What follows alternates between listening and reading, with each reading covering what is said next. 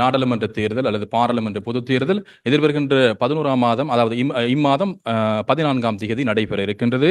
அவர் குறிப்பிட்ட விடயங்களுடைய தமிழாக்கம் இதுதான். உங்களுக்கு தெரியும், தேர்தல் கடமைக்காக தற்பொழுது உத்தியோகத்தர்களுக்கு நியமன கடிதம் வழங்கப்பட்டிருக்கின்றது. எனவே இந்த சந்தர்ப்பத்திலே தங்களுக்கென வழங்கப்பட்ட அந்த கடமை நிலையத்தில் அல்லது வாக்களிப்பு நிலையத்தில் அல்லது வாக்கெண்ணும் அந்த இடத்துக்கு நீங்கள் கட்டாயமாக உரிய தினத்துக்கு நீங்கள் செல்ல வேண்டிய பொறுப்பு, கடமை காணப்படுகின்றது. எனவே நியமன கடிதத்தை மாற்றுதல், அதை போன்று நீங்கள் அதாவது அந்த கடமைக்கு நீங்கள் சமூகமளிக்காமல் இருப்பது உண்மையிலே தண்டனைக்குரிய குற்றமாக காணப்படுகின்றது. எனவே கட்டாயமாக நீங்கள் உரிய தினத்திலே அறிக்கையிடப்படல் வேண்டும். அடுத்ததாக, உங்களுக்கு நீங்கள் வகுப்புகளிலே கலந்து கொண்டு உங்களுக்கு இதுவரை நியமன கடிதம் கிடைக்கப்பெறவில்லை ஆயின் உரிய மாவட்டத்தினுடைய தேர்தல் அலுவலகத்துக்கு நீங்கள் சென்று தொடர்பு கொண்டு அது தொடர்பான விடயங்களை வினவ முடியும் என்றும் குறிப்பிட்டிருந்தார். அடுத்ததாக, உங்களுக்கு இதுவரை உத்தியோகபூர்வ வாக்காளர் அட்டைகள் கிடைக்கப்பெறாத சந்தர்ப்பத்திலே இதுவரை கிடைக்கப்பெறவில்லை ஆயின் நீங்கள் உங்களுக்குரிய அந்த தபால் நிலையத்துக்கு சென்று அதனை பெற்றுக்கொள்ள முடியும். அவ்வாறு இல்லை என்றால் நீங்கள் தேர்தல் ஆணையத்தினுடைய இணையதளத்துக்கு சென்று நீங்கள் அதனை பதிவிறக்கம் செய்து கொள்ள முடியும்.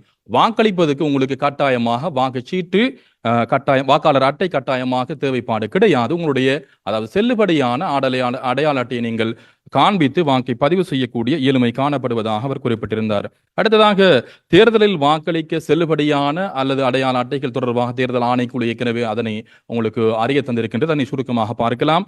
தேசிய அடையாள அட்டை, அதாவது ஆட்பதிவு திணைக்களத்தினால் வழங்கப்பட்ட தேசிய அடையாள அட்டை, அதே போன்று செல்லுபடியான கடவுச்சீட்டு, செல்லுபடியான அதாவது சாரதி அனுமதி பத்திரம், அரச சேவை அதாவது ஓய்வூதியர்களுக்கு வழங்கப்படுகின்ற ஓய்வூதிய அதாவது அடையாள அட்டை, அது பழையதாக இருக்கலாம் அல்லது இலத்திரனியல் முறையில் இருக்கலாம். அடுத்ததாக, முதியோர்களுக்கான அடையாள அட்டை, அதே போன்று அதாவது ஆட்பதிவு திணைக்களத்தினால் மதகுருமார்களுக்கு வழங்கப்படுகின்ற மதகுரு தொடர்பான அந்த அடையாள அட்டை, அதே போன்று ஆட்பதிவு திணைக்களத்தினால் வெளியிடப்படுகின்ற தேசிய அடையாள அட்டை தகவல்களை உறுதிப்படுத்துகின்ற ஒரு கடிதத்தை காண்பிப்பதனூடாக நீங்கள் வாக்களிக்கக்கூடிய வாய்ப்பு இருக்கின்றது. இயலாமை உடையவர்கள் தொடர்பாக தேர்தல் ஆணைக்குழுவினால் வழங்கப்படுகின்ற அடையாள அட்டை, அதாவது தற்காலிகமாக அடையாள அட்டை ஒன்று வழங்கப்படுகின்றது. அடுத்ததாக, தேர்தல் ஆணைக்குழு மூலமாக வழங்கப்படுகின்ற தற்காலிக அடையாள அட்டை. இந்த செல்லுபடியான நீங்கள் அடையாளத்தை உறுதிப்படுத்தக்கூடிய அந்த ஆவணங்களை காண்பித்து தான் வாக்கை செலுத்த முடியும். அதற்கு புறம்பாக, குறிப்பாக உங்களுக்கு தெரியும், இந்த அதாவது அலுவலகங்களிலே நீங்கள் கடமையாற்றுகிற சந்தர்ப்பத்தில் வழங்கப்படுகின்ற அலுவலக அடையாள அட்டைகள் செல்லுபடியாகாது. அதாவது அதை போன்று தெளிவற்ற அடையாள அட்டைகள் செல்லுபடியாகாது. ஆட்பதிவு திணைக்களத்திலே நீங்கள் அதாவது தேசிய அடையாள அட்டை விண்ணப்பிப்பதற்காக நீங்கள் உங்களுக்கு வழங்கப்படுகின்ற அந்த பற்று சீட்டு, அதை போன்று இந்த போட்டோஸ் ஒட்டி அதனை சான்றுபடுத்தக்கூடிய அந்த அடையாள அட்டைகள் செல்லுபடியாகாது என்று குறிப்பிடப்பட்டது. அடுத்ததாக, வாக்களிப்பு நிலையத்துக்கு யார் செல்ல முடியும் என்ற விடயத்தை தெளிவுபடுத்த வாக்களிப்பு நிலையத்தில் இருக்கக்கூடிய உரிய வாக்காளர்கள் அந்த இடத்துக்கு செல்ல முடியும். வாக்களிப்பு நிலைய பணிக்குழாத்தினர், அதை போன்று போட்டியிடுகின்ற அபேட்சகர்கள், அதை போன்று வாக்களிப்பு நிலைய பிரதிநிதிகள் அதாவது கண்காணிப்பாளர்கள், அதை போன்று வாக்களிப்பு நிலைய கடமையில் இருக்கக்கூடிய போலீசார், அதை போன்று தெரிவத்தாட்சி அவர்களுடைய உரிய அனுமதி கொண்ட நபர்களும் அந்த இடத்துக்கு செல்லக்கூடிய வாய்ப்பு காணப்படுகின்றது. அடுத்ததாக, தடை செய்யப்பட்ட விடயங்கள், அதாவது வாக்களிப்பு நிலையம் அதே போன்று வாக்கெண்ணும் நிலையங்கள் தடை செய்யப்பட்ட விடயங்கள் அல்லது செயற்பாடுகள் தொடர்பாக குறிப்பிடப்பட்டது.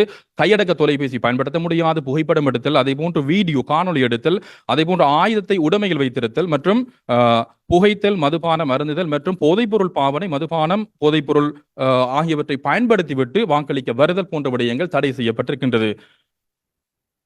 அடுத்ததாக குறிப்பிட்ட விடயம், தேர்தல் தினத்தில் தடை செய்யப்பட்ட விடயங்கள் தொடர்பாக குறிப்பிடப்பட்டது. பாராளுமன்ற தேர்தல் அதாவது நடைபெறும் தினத்தில் குறித்த வாக்களிப்பு நிலையத்தில் அல்லது அந்த எல்லை பிரதேசத்தில் வாக்களிப்பு நிலையம் அமைய பெற்றிருக்கக்கூடிய அந்த இடத்திலிருந்து 500 மீட்டர், 1/2 கிலோமீட்டர் பிரதேசத்திலே, குறிப்பாக அந்த பிரதேசம் உங்களுக்கு தெரியும், அதிலே உங்களுக்கு தெரியும் முக்கியமாக சில விடயங்கள் தடை செய்யப்பட்டிருக்கின்றது. அதாவது 1/2 கிலோமீட்டர் தூரத்தில், அதாவது வாக்கை கோருதல், அதே போன்று ஏதேனும் ஒரு வாக்காளரிடம் வாக்கை கேட்டல், தனக்கு வாக்களிக்குமாறு கேட்டல், அதே போன்று அங்கீகரிக்கப்பட்ட அரசியல் கட்சி சுயேட்சை குழுவுக்கு வாக்களிக்க வேண்டாம் என வாக்காளர்களை தூண்டல், அதே போன்று தேர்தலில் வாக்களிக்க வேண்டாம் என வாக்காளரை தூண்டுதல் அல்லது அது தொடர்பாக முயற்சித்தல் மற்றும் துண்டு பிரசுரம், விளம்பர பத்திரம், அறிவித்தல் பத்திரம், புகைப்படம், சித்திரம், அறிவித்தல் அல்லது ஏதேனும் அங்கீகரிக்கப்பட்ட அரசியல் கட்சி சுயேட்சை குழுவுக்கு ஒதுக்கப்பட்ட சின்னத்தை பகிர்ந்தளித்தல், காட்சிப்படுத்தல் ஆகியன முற்றுமுழுதாக தடை செய்யப்பட்டிருக்கின்றது. குறிப்பாக அந்த வாக்களிப்பு தினத்திலே 500 மீட்டர் அந்த பிரதேசத்துக்குள்.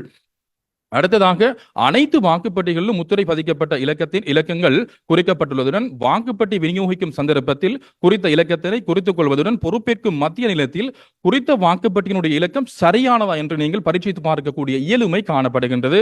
அடுத்ததாக அனைத்து வாக்களிப்பு நிலையங்களிலும் அங்கீகரிக்கப்பட்ட அரசியல் கட்சிகள் அதேபோன்ற சுயேட்சை குழுக்கள் அதிகாரம் அளிக்கப்பட்ட 2 பேர் அந்த செயற்பாட்டை மேற்பார்வை செய்யக்கூடிய வாய்ப்பு காணப்படுகின்றது. வாக்களிப்பு முடிந்ததும் வாக்குப்பட்டிகள் முத்திரையிடப்படும். வாக்குப்பட்டி அதன் பின்னர் உங்களுக்கு தெரியும் மீள ஒரு பொலித்தீன் கவரினால் அவை இடப்பட்டு முத்திரையிடப்படுவதாக இதன் போது அவர் தெளிவுபடுத்தினார். அடுத்ததாக வாக்களிப்பு ஆரம்பிக்கப்பட்ட முன்னர் வாக்குப்பட்டி முத்திரையிடப்படும் பொழுது வாக்களிப்பு மத்திய நிலையங்களில் உள்ள அங்கீகரிக்கப்பட்ட அரசியல் கட்சிகள் அதே போன்ற சுயேட்சை குழுக்களுடைய பிரதிநிதிகள் அதாவது அவர்களுடைய முத்திரையை பதிக்கக்கூடிய வாய்ப்பு காணப்படுகின்றது. வாக்களிப்பு ஆரம்பிக்கப்பட முன்னர் வெற்றிப்பட்டி தான் இருக்கின்றது என்ற விடயத்தை நீங்கள் உறுதிப்படுத்த முடியும். வாக்களிப்பு நிறைவுபடைந்ததன் பின்னர் கூட உங்களுக்கு அதாவது அந்த அங்கீகரிக்கப்பட்ட அந்த முகவர்களுக்கு அதனை முத்திரை பதிக்கக்கூடிய வாய்ப்பு காணப்படுகின்றது. வாக்கு அளிக்கக்கூடிய முறையை தெளிவாக குறிப்பிட்டிருந்தார். அதாவது 2 வகையான வாக்குச்சீட்டுகள் பயன்படுத்தப்படுகின்றது. மொனராகலை, புலனறுவை, கேகல் ஆகிய மாவட்டங்களில் உங்களுக்கு தெரியும் அதாவது தனி நிரல் அது ஒற்றை நிரல் கொண்ட வாக்குச்சீட்டு தான் இம்முறை பயன்படுத்தப்படுகின்றது. அந்த குறித்த 3 மாவட்டங்களிலும் அதனை விடுத்து ஏனைய மாவட்டங்களிலும் 2 நிரல் கொண்ட வாக்குச்சீட்டு பயன்படுத்தப்படுகின்றது. எனவே வாக்காளர் ஒருவர் விருப்பமான அரசியல் கட்சி ஒன்றுக்கோ அல்லது சுயேட்சை குழுவின் பெயருக்கு முன்னால் அல்லது அந்த சின்னத்துக்கு எதிரே நீங்கள் புல்லடியிட்டு வாக்கை பதிவு செய்து கொள்ள முடியும். அதே போன்று வாக்குச்சீட்டினுடைய கீழ்ப்பக்கத்திலே உங்களுக்கு தெரியும் விருப்பு இலக்கம் காணப்படுகின்றது. உங்களுக்கு விருப்பமான அப்பேற்றங்களுடைய விருப்பு இலக்கத்துக்கு எதிராக நீங்கள் என்ன செய்ய முடியும், அந்த புல்லடியை நீங்கள் பயன்படுத்திக் கொள்ள முடியும். அடுத்ததாக நீங்கள் விருப்பு வாக்கு வழங்கக்கூடிய முறையும் தெளிவுபடுத்தினார். நீங்கள் ஒருவருக்கு அல்லது 2 நபருக்கு அல்லது 3 நபருக்கு விருப்பு வாக்குகளை பயன்படுத்தக்கூடிய வாய்ப்பு காணப்படுவதாக இதன் போது குறிப்பிடப்பட்டது. அடுத்ததாக பின்வருமாறு குறிக்கப்பட்ட வாக்குச்சீட்டு வாக்கெண்ணும் அதாவது செயற்பாடுகளிலிருந்து நிராகரிக்கப்படும், அதாவது ரிஜெக்ட் பண்ணப்படும் என்று குறிப்பிடப்பட்டது. உத்தியோகபூர்வ அடையாளம் இடப்படாத வாக்குச்சீட்டில் எவ்வித விதமான அடையாளமும் அற்றை, அதை எந்த ஒரு அடையாளத்தையும் அவர் வெளிப்படுத்தவில்லை, அதாவது குறித்து காட்டவில்லை, அந்த வாக்குச்சீட்டு நிராகரிக்கப்படும். எந்த ஒரு அங்கீகரிக்கப்பட்ட அரசியல் கட்சி சுயேட்சை குழுவுக்கு அதாவது அரசியல் கட்சிகளுக்கும் சுயேட்சை குழுக்களுக்கும் விருப்பு வாக்குகளை அளித்தல், அவ்வாறான ஒரு வாக்குச்சீட்டும் நிராகரிக்கப்படும். அதே போன்று அங்கீகரிக்கப்பட்ட அரசியல் கட்சி சுயேட்சை குழு ஒன்று அல்லது அதற்கு மேற்பட்ட அந்த கட்சிகளுக்கு அல்லது சுயேட்சை குழுக்களுக்கு கலந்து வாக்களித்தல், இதுவும் உங்களுக்கு தெரியும் நிராகரிக்கப்பட்ட வாக்காக அந்த இடத்திலே கருதப்படும்.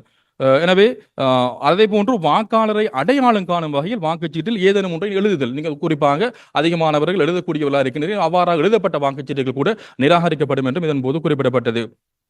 வாக்களிப்பு நிறைவு பெற்றதும் வாக்குப்பட்டி முத்திரையிடப்படும் போது பிரதிநிதிகளுக்கு தங்களுடைய முத்திரையை இட முடியும். அந்த விடயம் நான் ஏற்கனவே குறிப்பிட்டிருக்கின்றேன். அதே போன்று தேவையாயின் மாவட்ட தேர்தல் அலுவலகத்தில் பெற்ற எழுத்து மூல அனுமதியுடனாக அதாவது அங்கீகரிக்கப்பட்ட அரசியல் கட்சி சுயேட்சை குழுக்கள் வாக்களிப்பு நிலையத்திலிருந்து அதாவது வாக்கு எண்ணப்படுகின்ற மத்திய நிலையம் வரை அதாவது வாகனங்களில் நீங்கள் பின்தொடரக்கூடிய வாய்ப்பு காணப்படுகின்றது. அந்த வாக்குப்பட்டிகள் சரியான முறையில் கொண்டு செல்லப்படுகின்றதா போன்ற விடயங்களை அலசி ஆராய்வதற்கு அல்லது மேற்பார்வை செய்வதற்குத்தான் இந்த வாய்ப்பு வழங்கப்பட்டிருக்கின்றது. இருப்பினும் தேர்தல் ஆணையத்தினுடைய அல்லது தேர்தல் அலுவலகத்தினுடைய முன் அனுமதி பெற்றுக்கொள்ளல் இந்த இடத்திலே முக்கியமானதாக காணப்படுகின்றது. வாக்கெண்ணும் பணி ஆரம்பிக்கப்பட முன்னர் அனைத்து பிரதிநிதிகளுக்கும் வாக்களிப்பு நிலையத்தில் அதாவது உரிய பிரதிநிதி பதித்த முத்திரையை பரிசீலித்து பார்க்க முடியும். அதாவது உங்களுடைய வாக்களிப்பு நிலையத்திலே பதிக்கப்பட்ட முத்திரை தானா வாக்கெண்ணும் நிலையத்தில் திறக்கப்படுகின்ற சந்தர்ப்பத்தில் காணப்படுகின்றது போன்ற விடயத்தை பரிசீலித்து பார்க்கக்கூடிய வாய்ப்பு காணப்படுகின்றது. ஒவ்வொரு வாக்கெண்ணும் நிலையத்திலும் அங்கீகரிக்கப்பட்ட அரசியல் கட்சி சுயேட்சை குழுக்களுடைய பிரதிநிதிகள் 5 பேர் வீதம் அந்த இடத்திலே தரித்திருக்க முடியும் அல்லது மேற்பார்வை செய்ய முடியும். தபால் மூல வாக்கெண்ணும் அந்த செயற்பாட்டிலே 2 பேர் தான் அந்த இடத்திலே அனுமதிக்கப்படுவார்கள். குறித்த பிரதிநிதிகளுக்கு வாக்கெண்ணும் செயற்பாட்டை மேற்பார்வை செய்ய முடியும். வாக்கெண்ணும் பணி பெறுபவற்றினுடைய பிரதியையும் அவர்கள் பெற்றுக் கொள்ளக்கூடியதாக இருக்கும். அதே போன்று அந்த மத்திய நிலையத்திலே அந்த பெறுபவர்கள் காட்சிக்கு விடப்படுதல் வேண்டும். எந்த ஒரு பிரதிநிதிக்கு முறைப்பாடு அல்லது தெளிவு அவசியம் எனில் பிரதான வாக்கெண்ணும் உத்தியோகத்திடம் அதனை தெரிவித்துக் கொள்ளக்கூடிய வாய்ப்பு காணப்படுகின்றது. உங்களுக்கு தெரியும் அதாவது கடந்த இரவு அதாவது நேற்று இரவு 12 மணி தொடக்கம் தேர்தல் செயற்பாடுகள் உங்களுக்கு பிரசார செயற்பாடுகள் நிறைவுக்கு கொண்டு வரப்பட்டிருக்கின்றது. அமைதி காலம் தற்பொழுது பேணப்பட்டு வருகின்றது. எனவே அந்த அடிப்படையிலே இந்த அமைதி காலத்திலே எந்த ஒரு பகிரங்க கூட்டம் பிரசார செயற்பாடுகள் செய்வது முற்றாக தடை செய்யப்பட்ட விடயமாக காணப்படுகின்றது.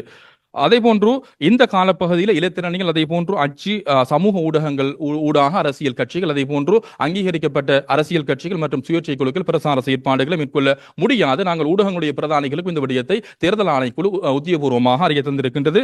இருப்பினும் ஒரு சில ஊடகங்கள் இந்த விதிமுறைகளை கடந்த காலங்களில் மீறி இருக்கின்றது. அவர்களுக்கு எழுத்து மூலமாக அறிவித்தல் விடுக்கப்பட்டுள்ளதாக இதன்போது தேர்தல் ஆணையாளர் இதன்போது தேர்தல் ஆணைக்குழுடைய தவிசாளர் இதன்போது தெரிவித்திருந்தார். அடுத்ததாக 12ஆம் தேதி தொடக்கம் தற்போது வாக்களிப்பு பிரிவு மட்டத்தில் ஸ்தாபிக்கப்பட்டுள்ள அனைத்து தேர்தல் அலுவலகங்களும் கட்டாயமாக நீக்கப்படல் வேண்டும். அவ்வாறு அவை நீக்கப்படாத சந்தர்ப்பத்திலே போலீசார் இலங்கை போலீசார் அவற்றை அப்புறப்படுத்துவதற்கு அல்லது அகற்றுவதற்குரிய செயற்பாடுகளை இவர்கள் மேற்கொள்வார்கள். அங்கீகரிக்கப்பட்ட அரசியல் கட்சி சுயேட்சை குழு அபேட்சகரால் அவை நீக்கப்படாத பொழுதுதான் போலீசார் அந்த செயற்பாட்டை மேற்கொள்வார்கள். அடுத்ததாக 13ஆம் தேதி தொடக்கம் ஒவ்வொரு அரசியல் கட்சி சுயேட்சை குழுவினருக்கு மாவட்டத்தில் ஒரு அலுவலகமும் அதே போன்று தேர்தல் தொகுதியில் ஒவ்வொரு அபேட்சகருக்கும் ஒரு அலுவலகத்தை திறந்திருக்கக்கூடியதாக முடியும். அதாவது அபேட்சகனுடைய வீடாக காணப்படுகின்ற சந்தர்ப்பத்திலே அங்கீகரிக்கப்பட்ட அரசியல் கட்சி அதே போன்று சுயேட்சைகளுடைய அந்த வேட்பாளருடைய வீடு இருக்கின்ற சந்தர்ப்பத்திலே அவற்றை அப்புறப்படுத்த வேண்டிய அவசியம் கிடையாது. இருப்பினும் வாக்களிப்பு நிலையத்துக்கு உட்பட்ட பிரதேசத்தில் 500 மீட்டருக்கு உட்பட்ட பிரதேசத்திலே அந்த வீடு அல்லது அந்த அலுவலகம் இருந்திருந்தால் கட்டாயமாக அதனை அப்புறப்படுத்த வேண்டிய தேவை காணப்படுவதாக குறிப்பிட்டிருந்தார். அரசு மற்றும் தனியார் துறை ஊழியர்களுடைய விடுமுறை தொடர்பாக இதன்போது குறிப்பிடப்பட்டது. இது தொடர்பான சுற்றுநிறுவனம் ஏற்கனவே தேர்தல் ஆணைக்குழுவினால் வெளியிடப்பட்டிருக்கின்றது. அந்த அடிப்படையிலே அரசு சேவை உத்தியோகத்தர்கள் உங்களுக்கு தெரியும் தாபன விதிக்கோவின் அடிப்படையில் அந்த ஏற்பாடுகள் காணப்படுகின்றது. அந்த அடிப்படையிலே தனியார் துறை ஊழியர்களுக்கும் இந்த விடுமுறையை வழங்க வேண்டும் என்று குறிப்பிடப்பட்டிருக்கின்றது.